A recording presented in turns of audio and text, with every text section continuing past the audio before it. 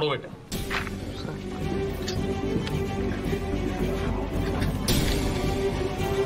পড়ো।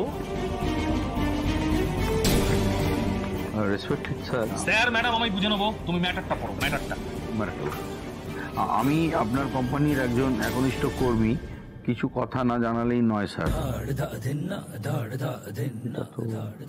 পড়ো। আচ্ছা, অনেক দুঃখের সঙ্গে কথাগুলো লিখছি। আমাদের রাজা গেঞ্জি জাঙ্গিয়ার এই আজ বড় দুর্দিন। গ্রাহক, দোকানের মালিক, এমনকি আমরা নিজেরাই এটা পড়তে লজ্জা পাই। মনে হয় কখন কোমর থেকে নেমে এসে হাঁটুর কাছে এসে আটকে যাবে। লেখাটা যেন চেনা মানে লেখাটা পড়ো। হ্যাঁ স্যার চেনা লেখাটা। যেহেতু আপনি এই কোম্পানির প্রতিষ্ঠাতা, তাই আপনাকে জানালাম, আপনি যদি কোয়ালিটির ব্যাপারে একটু নজর দেন তাহলে কোম্পানিটা বেঁচে যাবে। রাজা গেঞ্জি জাঙ্গিয়া আবার জগৎ সভায় শ্রেষ্ঠ আসনও লবে। না হলে আপনি চোখ বোঝার আগেই আপনার সাধের কোম্পানি চোখ বুঝবে। স্যার এটা তো আমার লেখা স্যার। আমি মেল করেছি স্যার বাবা সাহেবকে। তুমি মেল করেছো? সত্যবাদী যুধিষ্ঠির, সত্যবাদী যুধিষ্ঠির হয়েছে না? যার খাচ্ছ, যার পড়ছো সেই কোম্পানিতেই তালা মারার চেষ্টা করছো। ওরে কোম্পানিতে তালা পড়লে পাটি হাতে রাস্তায় গিয়ে দাঁড়াতে হবে, তখন তো কপালে ভিক্ষেও জুটবে না। স্যার এইভাবে বলছেন কেন? মানে আমি সবার সামনে অপমান করছেন, কিন্তু আমি তো সত্যিটাই বলেছি। কোনটা সত্যি? কোনটা সত্যি? হ্যাঁ, তুমি জানো এই লেখার জন্য এতগুলো লোকের চাকরি চলে যেতে পারে? হ্যাঁ, না না না, তুমি তো ভগবান দাস নও, তুমি হলে শয়তান দাস। তুমি হলে শয়তান দাস। তুমি অফিসে থাকলে আমাদের সবার বিপদ। তাই you are fired, you are fired, you are fired.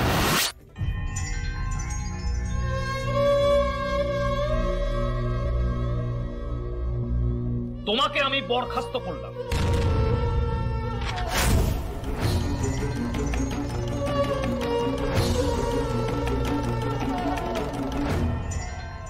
Sir বেরিয়ে যাও মানে? স্যার আমি মানে তোমাকে বরখাস্ত করা হলো, তুমি অফিস থেকে বেরিয়ে যাও, আর অফিসে আসবে না। বরখাস্ত? তুমি এই মুহূর্তে অফিস থেকে বেরিয়ে যাও। যদি আমার কোনো অন্যায় থাকে তাহলে স্যার আমার দুগালে দুটো চড় মার, বরখাস্ত করে দেন। তোমার চাকরি এই নাও, তোমার লোটা কম্বল ধরো, এই নাও। খুব বাড়ি যাওয়ার শখ না? চলো।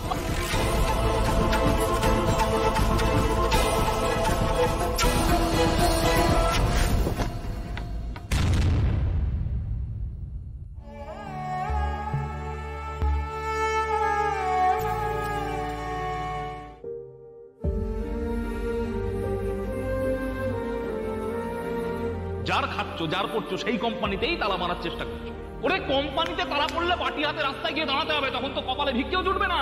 মা, ব্রেকফাস্ট তো আমার স্কুল ড্রেসের মতো হয়ে গেছে। রোজ রোজ এক রকম। সেদিন আমার কথা শুনে কর্পোরেশনের চাকরিটা তুই যদি করতিস। তেল কই, নুন কই, চিনি কই, মশলা কই? না না না, তুমি তো ভগবান দাস নও, তুমি হলে শয়তান দাস। তোমাকে বরখাস্ত করা হলো, তুমি অফিস থেকে বেরিয়ে যাও, আর অফিসে আসবে না। বাবার ওষুধ, বাড়ি ভাড়া, ছেলে মেয়েদের পড়াশুনো, রোজকার বাজার খরচ, সবগুলোই ওই সরু দড়ির মতো চাকরিটার উপরে ঝুলছিল।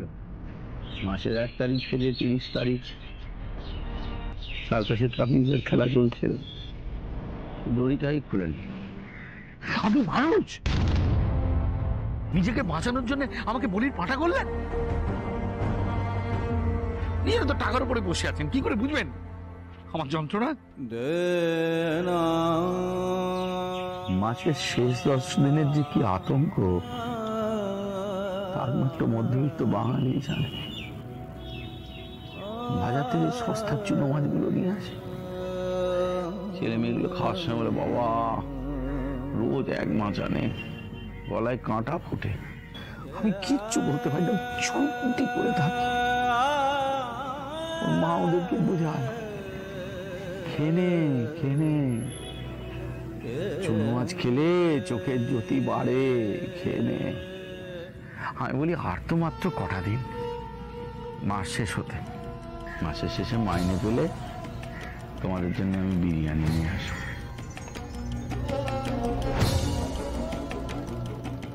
এক প্লেট বিরিয়ানির জন্য আমার ছেলে মেয়েগুলো চুনো মাছ দিয়ে ভাত খেয়ে নেয় ওই কটা দিন।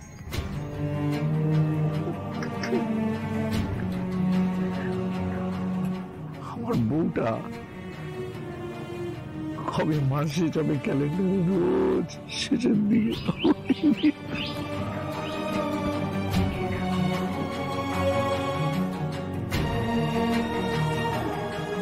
আপনারা তো মাইনে পান বাড়ি নিয়ে ভাই দেওয়ার জন্য, গাড়ি নিয়ে ভাই দেওয়ার জন্য।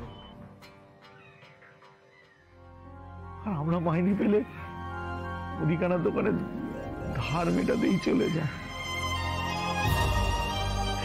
সেই মাইনে পাওয়ার রাস্তাটাও আপনি বন্ধ করে দিলেন। হ্যাঁ, আপনি মানুষ? হ্যাঁ, আপনি মানুষ? এখন আমার সংসার চলবে কি করে? কি জোগাবে খরচ? চল দিক। যারা আপনার তেলে মাথায় তেল দেয় তাদেরকে আমি মাথায় করে রাখেন, যারা সততার সঙ্গে কাজ করতে চায় তাদেরকে ঘাড় ধাক্কা দিয়ে বার করে দেন। লজ্জা করেন আপনার? এক্ষুনি এখানে দাঁড়ান, দাঁড়ান, দাঁড়ান।